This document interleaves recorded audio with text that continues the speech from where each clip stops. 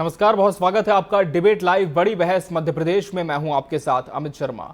भोपाल में राहुल गांधी का 6 घंटे का दौरा, 4 बैठकें, 7 सख्त इशारे और कांग्रेस संगठन को रीसेट करने का एक बड़ा एजेंडा।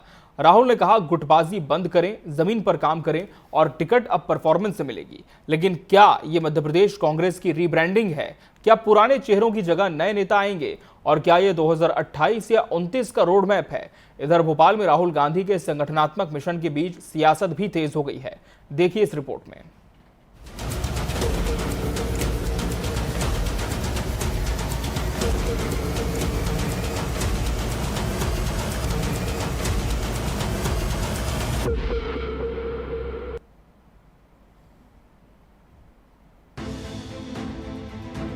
भोपाल में राहुल गांधी का 6 घंटे का संगठन मिशन और कांग्रेस में बदलाव का बड़ा एजेंडा।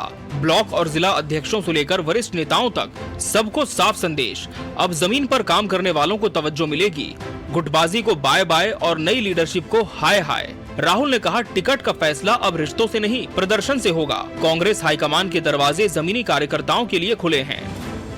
राहुल गांधी ने भोपाल में 5 सख्त नसीहतें दी। जनता से सीधा जुड़ाव बनाओ। गुटबाजी पार्टी को खोखला कर रही है, इसे छोड़ो। जो मैदान में नहीं वो टिक नहीं सकता। युवा नेतृत्व को मौका दें। संगठन का चुनाव से पहले मजबूत करें। मध्य प्रदेश के लिए, मध्य प्रदेश के भविष्य के लिए हम 55 लीडर को चुनना चाहते हैं। ये हमारे ऑब्जर्वर्स का काम है। और उसके बाद जैसे मैंने कहा ब्लॉक का काम शुरू होगा, पंचायत लेवल का काम होगा, वार्ड लेवल का काम शुरू होगा। मगर ये एक बहुत गहरा कदम लिया जा रहा है। मैं जानता हूं कि आप लोग कांग्रेस पार्टी को आगे बढ़ाना चाहते हो और मैं जानता हूं कि आपको कितना फ्रस्ट्रेट किया जाता है। मैं यहां आपको यह बताने आया हूं कि मैं आपके साथ खड़ा हूं और जो भी कांग्रेस पार्टी की विचारधारा की रक्षा करेगा, जो भी कांग्रेस पार्टी को मध्य प्रदेश में बढ़ाने की कोशिश करेगा, उसके साथ मैं खड़ा मिलूंगा। उधर से ट्रंप ने एक इशारा किया, फोन उठाया, कहा मोदी जी क्या कर रहे हो? नरेंद्र सरेंडर।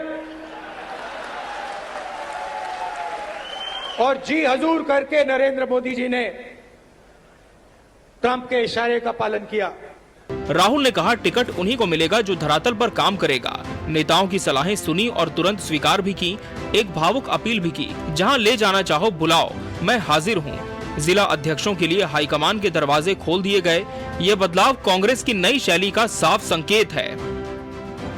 जिस दिन इस कमरे में 20% लोगों ने मन बना लिया कि यार बीजेपी को उधेड़ के फेंकना है, उस दिन बीजेपी का आप परे कर दोगे। मेरी जितनी भी जरूरत होगी, जहां भी आप मुझे ले जाना चाहते हो,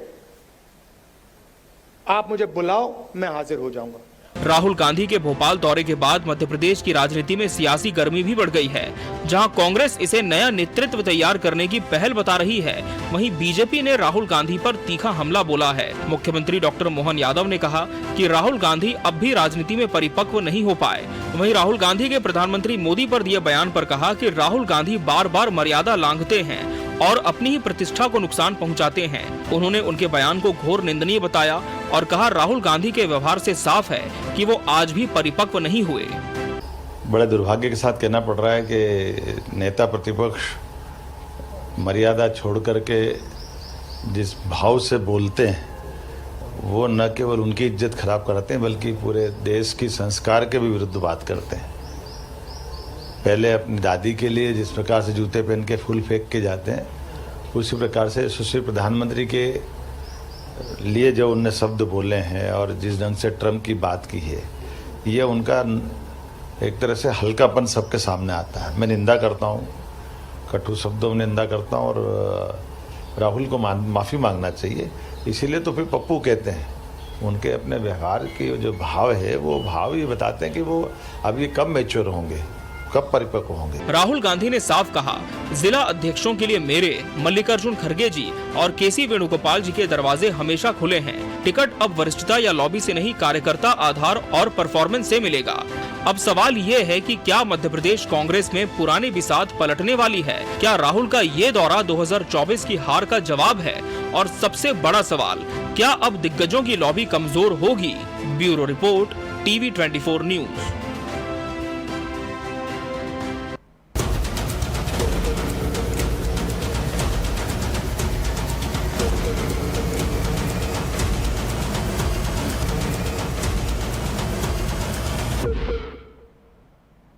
तो कांग्रेस में रीसेट या सियासी संदेश, इसी विषय पर हमारी चर्चा होगी और इसकी शुरुआत हम करेंगे हमारे खास मेहमानों के साथ।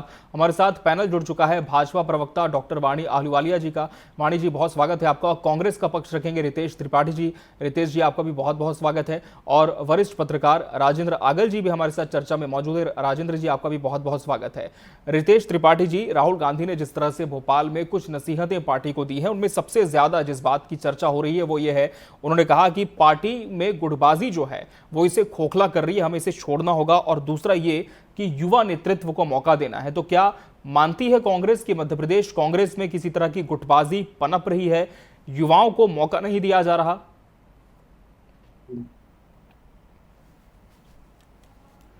जी रितेश जी, आप सुन पा रहे हैं मुझे?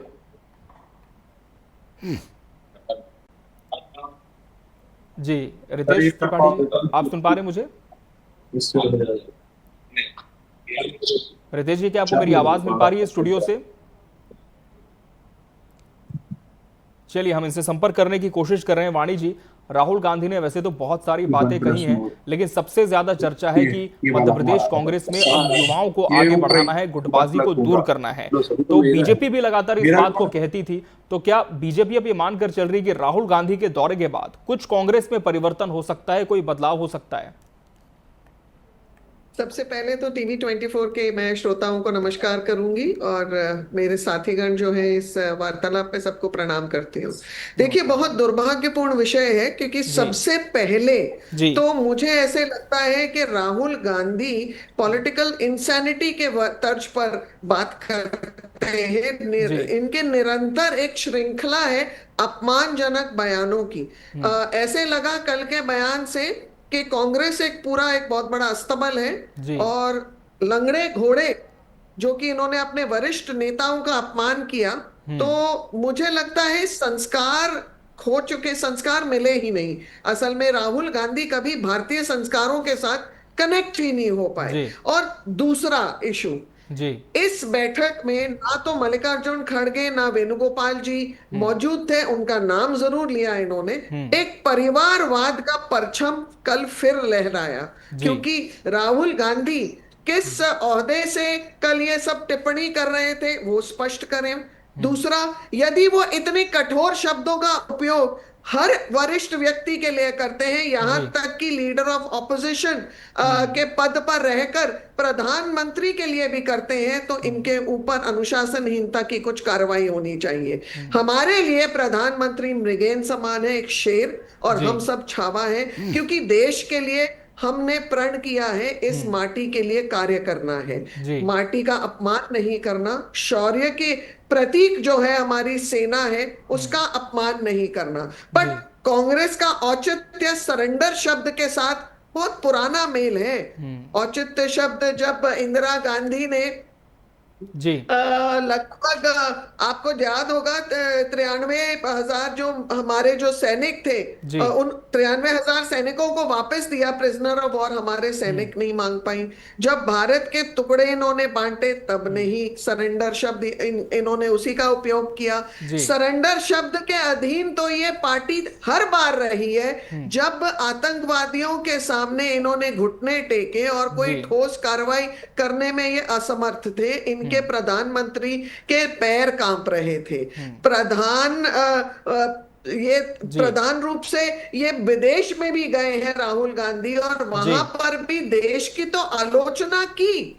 डेमोक्रेसी की आलोचना की, इन्होंने जी। यूरोप में जाकर मदद मांगी। ठीक है। जब इन्होंने वो भाषा का उपयोग किया, जब जो देश विरोधी ताकतें करती हैं, आप जानते जी। हैं पुन्नू ने जो भाषा का उपयोग किया, ये उस भाषा शैली को जी, अपनाते हैं। हालांकि और सरेंडर वाला सबसे जो बड़ा उनका बयान दुर्भाग्य, था, उसकी सबसे निंदा बड़ा तो दुर्भाग्य मुख्यमंत्री भी कि कर चुके हैं। अभी तक जी। जो शब्दों का इन्होंने इस्तेमाल किया है हमारी सेना का मनोबल गिराने के लिए, जी। ये तो पाकिस्तान ने भी ऐसे शब्द नहीं इस्तेमाल किए ये सार्वजनिक रूप से बोलने के लिए कि ठीक। उनके यहाँ जो विनाश हुआ है जी। उसका जो मातम वो मना रहे हैं, लेकिन उसका गुणगान राहुल गांधी जी कर रहे हैं। ये चीनी एजेंट जी। पाकिस्तानी एजेंडा के साथ है। ये मुझे लगता है पहले तो सिर्फ स्पोक्स पर्सन होते ठीक है। थे जी। और इनके जो शब्दकोश थे वो वहां रिपीट होते थे वहां के जी। पार्लियामेंट में, परंतु अब तो ये एक कदम आगे पहुंच जवाब गए ले हैं। लेते हैं कांग्रेस से। जी।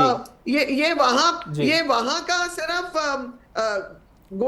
मतलब वो शब्द शैली नहीं है, जी। ये तो आप सिरमौर बन चुके हैं। ठीक है, जवाब ले लेते हैं रितेश मुझे जी। लगता जो है सरेंडर वाला कि बयान था रितेश जी, राहुल राजनीतिक गांधी का, रोटियां सेकने का जो बुखार जी। है, जी। ये दुर्भाग्यपूर्ण से अब इनको विनाश की ओर लेके जा रहा है। और ये जो सृजन करने आए जी। हैं मध्य प्रदेश में कांग्रेस का, तो ये तो तब रिकंस्ट्रक्ट होती है कोई चीज जब उसका विनाश हो चुका हो। तो जी। कांग्रेस का तो विनाश हो चुका है।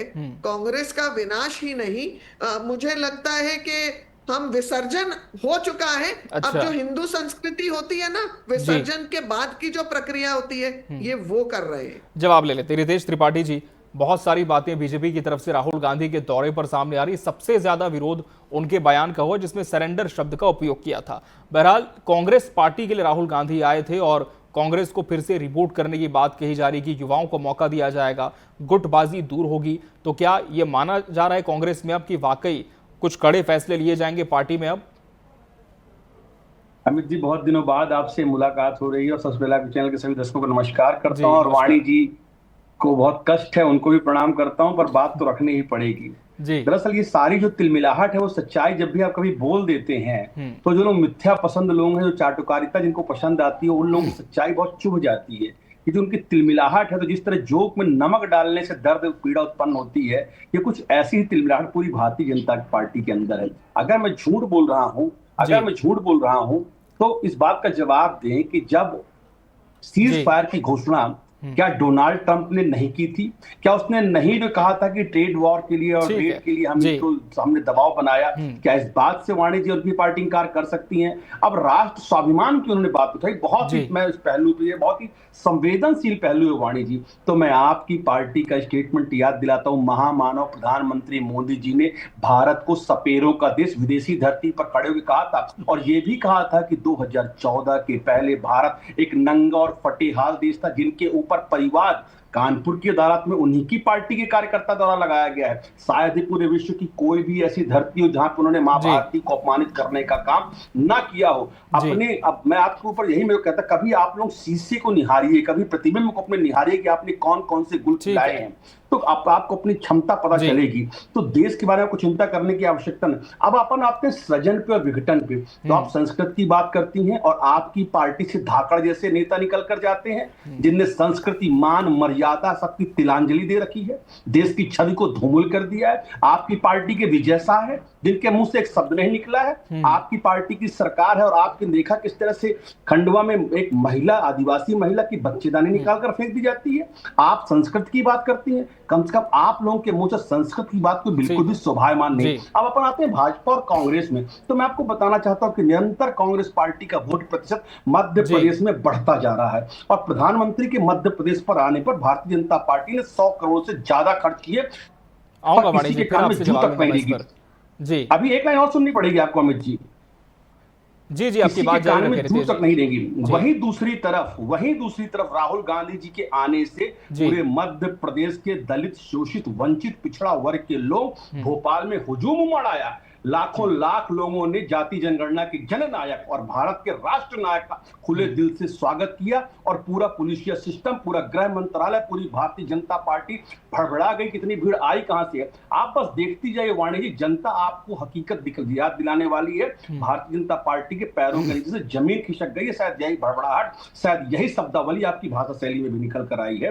पर पाप का अंत होता है। अब आपका घड़ा भर चुका और ये घड़ा फूटने का समय आ गया। 2028 के चुनाव में भारतीय जनता पार्टी को यदि जनता काल कवलित न कर दे, धूल में न मिला दे, तो आप नाम बदल दीजिए। इस बात को आप मानस पर ठीक है। राजेंद्र आगल जी, क्या वाकई 2028 विधानसभा चुनाव और 29 के लोकसभा चुनाव की तैयारी से राहुल गांधी का ये भोपाल दौरा जोड़कर देखा जाना चाहिए? और बड़ी बात यह भी है कि कुछ ऐसी बातें भी उन्होंने संगठन के लिए कही है जो कि कहीं ना कहीं चर्चा का विषय बन गई है। घोड़े वाले बयान उनका यदि हम देख लें, दूसरी तरफ युवा नेतृत्व को मौका देने की बात है। वहीं राजेंद्र जी, गुटबाजी की चर्चा खुद राहुल गांधी ने ही छेड़ी है।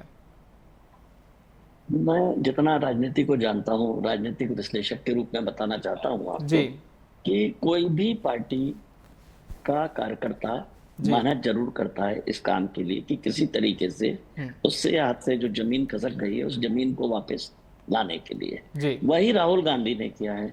और जहां तक रहा सवाल, दूसरी बात आपने कही है कि उन्होंने युवा कार्यकर्ताओं को, सारे लोगों को आगे बढ़ाने की बात कही है। ये सही है, क्योंकि कांग्रेस बूढ़ी हो चुकी है।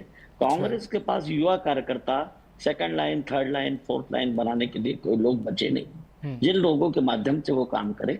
इसलिए उन्होंने यहाँ प्रदेश में जीतू पटवारी को भी मौका दिया। और जीतू पटवारी जिस तरीके का यहाँ पर काम कर रहे हैं उससे वो कितना संतुष्ट है वो तो वही बता पाएंगे। पर मैं एक बात बताना जरूर चाहता हूँ इस बात आपके चैनल के माध्यम से कि राहुल गांधी ने जो गुटबाजी की बात कही है वो गुटबाजी कांग्रेस के अंदर इतनी जबरदस्त है, अंतर कलह मचा हुआ है, जिस कारण से कभी दिग्विजय सिंह को फर्श पे आना पड़ता है, कभी दिग्विजय सिंह मंच से नीचे उतर जाते हैं, कभी मंच टूट जाता है, कभी 50 तरीके की बातें होती हैं, कार्यकर्ताओं के कपड़े फाड़ लिए जाते हैं, कार्यकर्ताओं के साथ मारपीट होती है। कल के ही हादसे के अंदर देखा होगा जिस तरीके की धक्का मुक्की हुई है, उसमें उस धक्का मुक्की के अंदर एक पुलिस वाले का पैर टूट गया है, दूसरे पुलिस वाले का पैर मोच खा गया है। तो कार्यकर्ताओं के साथ किस तरीके की बातें हुई होगी ये तो नहीं जानता हूँ, पर मैं आपको ये सही है कि किसी भी पार्टी को फूकने के लिए जरूरी है कि उन्होंने कम से कम एक फूकनी का काम किया और फूक कर वापस जगाने की कोशिश की। और जिस तरीके के मंत्र उन्होंने दिए हैं वो मंत्र शायद अगर कांग्रेस उसको अडॉप्ट करती है या कांग्रेस के पास और अच्छे मंत्र होते हैं उस मंत्रों पे काम करती है तो निश्चितता कहीं ना कहीं इनको ये दिखेगा। क्योंकि भाजपा को बहुत साल भी हो गए, 20-22 साल हो गए हैं, एंटी इनकम्बेंसी भी होती है, कहीं ना कहीं ये देखने को भी मिलता है राजनीतिक दृष्टिकोण से। वोटर्स भी जो होता है हमारे यहाँ देखेंगे, हमारे यहाँ से बहुत दूर तो नहीं, राजस्थान देखेंगे, हर राजस्थान में हर 5 साल में परिवर्तन होता है। क्या वहां की जनता नहीं, वहां की जनता कांग्रेस को एक बार जिताती है, एक बार भारतीय जनता पार्टी को जिताती है। आखिर करके इस तरीके की स्थितियां क्यों बनती है? ये स्थितियां इसीलिए बनती है कि आप जब तक पार्टी के फोरम पे जाके किसी तरीके से कार्यकर्ता धूम नहीं मचाएंगे, काम नहीं करेंगे, तब तक ये काम होने वाला नहीं है। वही काम राहुल गांधी ने किया है और युवाओं को और अपने साथियों को प्रेरणा देने के लिए यहाँ पर वो आए थे और उन्होंने जो काम किया है, कोई भी राजनीतिक पार्टी का नेता और कार्यकर्ता वो कार्य जरूर करता है। बिल्कुल, राहुल गांधी ने तो अपने संबोधन में यह भी कहा था वाणी जी कि इस कमरे के भीतर मौजूद लोगों में यदि 20% लोगों ने भी मन बना लिया तो बीजेपी को हम उखाड़ फेंकेंगे। तो क्या कोई चुनौती बीजेपी मानकर चल रही है वाणी जी? देखिए, 2 सत्य चीजों के ऊपर हमें अपना ध्यान आकर्षित करना चाहिए। पहली बात तो राहुल गांधी ने कहा है 50,000 ऑब्जर्वर्स। अब मुझे ये बताइए, जहां एक इतना कार्यकुशल हमारे प्रदेश अध्यक्ष हो जितू पटवारी, आई एम सॉरी हारे हुए पटवारी, तो उनके रहते हुए इतने सारे ऑब्जर्वर्स, इसका मतलब ये है एक राहुल गांधी को विश्वास नहीं है, तो पार्टी की कार्यप्रणाली प्रश्न चिन्ह है। यहाँ पर कांग्रेस पिट चुकी है, कांग्रेस का विसर्जन हो चुका है। दूसरा सत्य, लॉ एंड ऑर्डर के ऊपर जो रितेश जी ने भ्रम फैलाने की कोशिश की, तो सत्य ये है कि कांग्रेस काल में लोग बहुत भयभीत होते थे, FIR रजिस्टर नहीं होती थी, उनके ऊपर प्रताड़ना होती थी, इसलिए लोग अपनी रिपोर्ट्स डालने जाते नहीं थे। आज समर्थन है सरकार का, इसीलिए लोग FIR लॉन्च करने जाते हैं, बिना भय के जाते हैं और यहाँ जीरो टॉलरेंस के तहत कार्रवाई भी होती है। और 2 उदाहरण देती हूं मैं रितेश जी को। एक मिश्रा परिवार का, जिन्होंने पुनः आग्रह किया है कि दिग्विजय सिंह और उनके भाई के ऊपर दोबारा उस मृत्यु के ऊपर इन्वेस्टिगेशन हो। दूसरा उदाहरण उमंग सिंघार के घर में जो मृत महिला थी। तो पहले तो आप खुद पुनः विचार करिए। आप लोग अपनी दुर्भाग्यपूर्ण रवैये से राजनीतिक रोटियां सेकने के लिए, सुर्खियों में रहने के लिए, पता नहीं बहुत ही औचित इस किस्म के बयान भी देते हैं और आप लोगों का रवैया भी। परंतु सत्य है कि राहुल गांधी अपनी नैतिकता खो चुके हैं। एक लीडर ऑफ ऑपोजिशन की जो गरिमा होती है वो भूल चुके हैं और निरंतर एक क्रमबद्ध तरीके से एक श्रृंखला है विदेश की धरती पे और इस देश के अंदर भी कि वो अपमानजनक शब्दों का इस्तेमाल करके उन्हें लगता है कि राजनीतिक सुर्खियों में रहेंगे और उन्हें देश का समर्थन मिलेगा। परंतु देश की जनता समझदार ही नहीं, संवेदनशील भी है और वो जानती है कि किसको कहां कब निखारना और किसे उखाड़ कर फेंकना। रितेश त्रिपाठी जी, आपसे जवाब लूंगा। राहुल गांधी के दौरे के बाद क्या ऐसा बदल जाएगा मध्य प्रदेश कांग्रेस में जो पहले नहीं बदल पाया था, जो कदम नहीं उठ पाए थे? पहली बात तो मैं अब बड़े बड़े आरोप लगा दिए वाणी जी ने, तो मेरे को उनकी बात को रिप्लाई करना पड़ेगा। इसका मैं इस मुद्दे पर भी आता हूं। उन्होंने कहा कि अब मध्य प्रदेश में 0 टॉलरेंस है। इनको, वाणी जी खुद एक महिला है और मध्य प्रदेश में हर दिन 15 बलात्कार होते हैं और हर दिन 30 बच्चियां अगवा होती हैं और हर दिन 20 बच्चियों के साथ छेड़छाड़ होती है और जिनमें से मात्र 40% ही FIR दर्ज की जाती है। NCRB के आंकड़े हैं, मेरे आंकड़े नहीं है। नंबर 1। नंबर 2, मिश्रा परिवार के साथ आपकी हमदर्दी होगी। उन्होंने कहीं ना कहीं टारगेट किया है दिग्विजय सिंह जी को। तो 20 साल से मध्य प्रदेश में आपकी सरकार का झुनझुना बजाने का काम कर रही थी। क्यों साक्ष्य प्रस्तुत नहीं किए गए? कहां है आपका इंटेलिजेंस? कहां है आपकी न्याय व्यवस्था? वो दोबारा इन्वेस्टिगेशन की गुहार हमने नहीं लगाई है। वो उस परिवार दोबारा लेके आया है। जब परिवार जागेगा और वो जब डिमांड करेंगे तब तो न्याय अपने आप होगा। इतना बौखला क्यों जाती है सच्चाई? आप इसको बौखलाहट में क्यों दे रहे हैं जवाब? आपको देखिए, चोर की दाढ़ी में ही तिनका होता है। ठीक है वाणी जी, इससे पहले बात पूरी कर लेते हैं। रितेश जी, बात पूरी करें। एक मिनट बंद कर दूंगा। सच्चाई बोलूंगा तो चला जाऊंगा जब नहीं सुनना तो, क्योंकि सत्ता भी तुम्हारी है, सरकार तुम्हारी है। झूठ को सच लिख दो, अखबार तुम्हारा है। तो सच्चाई सुनने से आप लोगों के एकदम कानों में खून आने लगता है। अब आगे सुनिए। आपने कहा झाड़ू पटवारी, सुनिए ना पूरी बात। मैं छोड़ू क्या को बोलने? ठीक है वाणी जी, मैं आपसे जवाब लूंगा, निश्चिंत रहें। मैं उनके आरोपों पर आपकी बात जरूर सुनूंगा। जी, ठीक है रितेश जी, आपकी बात। एक बात और कही कि 50 लोगों की टीम बनाई जीतू पटवारी जी के लिए, 55 तो इनकी पार्टी में 1000 से ज्यादा लोगों को संगठन में पद दिया गया है। तो क्या इनकी पार्टी के सारे नेता नकारा है? इस बात का जवाब दें। इनकी पार्टी में 1000 नेता हैं। नाली प्रकोष्ठ, कचड़ा प्रकोष्ठ और कचड़ा प्रकोष्ठ, गीला कचड़ा प्रकोष्ठ, सूखा कचड़ा प्रकोष्ठ, तो इन सब का क्या कर रहे हैं आप? ये सब झुनझुना बजा रहे हैं क्या? तो अपनी पार्टी का भी थोड़ी सी झांक कर दीजिए। अभी तो जिले वाइज वाणी जी, वाणी जी, वाणी जी, वाणी। ठीक है वाणी जी, मैं आऊंगा, निश्चिंत रहे आप। मैं पूरी बात सुनूंगा आपकी, वाणी जी निश्चिंत रहे आप। रितेश जी, आपकी बात पूरी करें। जी, तो इनकी पार्टी में जो 1000 लोगों की जंबो टीम है, क्या वो झंझुना बजाती है? और क्या आवश्यकता है ऐसे छोटे छोटे प्रकोष्ठ देने की? और बाद भी काम नहीं हो रहा है। अब आते हैं राहुल गांधी जी के लिए। तो राहुल गांधी जी सर्वहारा वर्ग के नेता बन के उभरे हैं। उनकी उपस्थिति से पूरे मध्य प्रदेश के राजनीतिक समीकरणों में हलचल पैदा हो गई है और भारतीय जनता पार्टी के सारे नेता सुबह से लेकर शाम तक राहुल गांधी रट रहे हैं। इतने बार अगर आप भगवान राम का तो आपका जीवन तर जाएगा भाजपा के नेताओं का। तो कहीं ना कहीं भाजपा को इस बात का एहसास हो गया कि मध्य प्रदेश से अब उनके पैरों के नीचे जमीन खिसकने वाली है। शायद यही भ्रम उन्हें निरंतर राहुल गांधी रटने के लिए मजबूर कर रहा है और कांग्रेस के संगठन से और कांग्रेस की जो अंतरात्मा है और कांग्रेस के जो सिद्धांत है उससे भाजपा न कल जीत पाई थी, न आज जीत पाई है। रबड़ी मार के चुनाव जीत लेना अलग बात है, पर कांग्रेस का वोट प्रतिशत कभी भी किसी भी चुनाव में गिरा नहीं। जी, राजेंद्र रागल जी, राहुल गांधी के दौरे के बाद कांग्रेस पूरी तरह से ऊर्जा से लबरेज दिख रही है, लेकिन यदि इस ऊर्जा को मेंटेन करके चुनाव तक रखना है, आगे ले जाना है, तो क्या कदम आप मानते हैं उठाने बहुत जरूरी होंगे? किस तरह के निर्णय हो सकते हैं आप कांग्रेस में? यही एक आपने जो बात पहले कह दी वही बात अपने आप में पर्याप्त है। ऊर्जा से बड़ी लबरेज है कांग्रेस, तो हासिल क्यों नहीं कर पाती है कुछ? क्या कारण है कि ऊर्जा से जब इनका कोई नेता आता है तो ऊर्जा से लबरेज हो जाते हैं, बाद में ये अपने अपने घरों पे जाके क्यों बैठ जाते हैं, गुटबाजी के शिकार क्यों हो जाते हैं? आखिर करके किस तरीके की विडंबना है इनके साथ में? तो ये क्या सिर्फ सत्ता में ही रहना चाहते हैं, विपक्ष में रह के कभी काम नहीं करना चाहते? भाजपा को देखिए, भाजपा के हर कार्यकर्ता ने हर बड़े कार्यकर्ता से लेके अपन देखेंगे तो बड़े डंडे खाए हैं, जूते खाए हैं, लाठियां खाई है। इन लोगों ने कभी इस तरीके की चीजों को मैदान पे लाने की कोशिश क्यों नहीं की? जब भी मैदान पे लाने की कोशिश की जाती है या मैदान पे लाया जाता है इस इशू को, तो इशू को सही से क्यों नहीं बनाया जाता? विधानसभा इन्होंने मजाक बना रखा है, नेता प्रतिपक्ष विधानसभा को चलने नहीं देते हैं।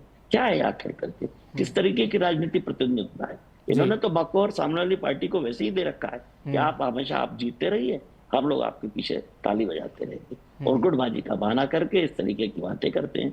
तो क्यों नहीं कांग्रेस अच्छे से काम कर सकती है, अच्छा परफॉर्मेंस क्यों नहीं दे सकती है? ये सीख तो नहीं दे रहा हूं मैं कांग्रेस को, परंतु किसी भी राजनीतिक प्रतिद्वंद्विता के लिए विपक्ष का होना बहुत जरूरी है और कांग्रेस को रोल अपना अदा करना चाहिए। जनता भी इस तरीके की बातें चाहती है। बिल्कुल, राहुल गांधी ने नसीहतें दी है, लेकिन देखना होगा कि आने वाले समय में कांग्रेस कितना इसे आत्मसात कर पाती है। बहरहाल समय हमारे पास इतना ही था इस चर्चा के लिए। आप सभी मेहमानों का बहुत बहुत धन्यवाद हमसे इसमें जुड़ने के लिए और इसका हिस्सा बनने के लिए।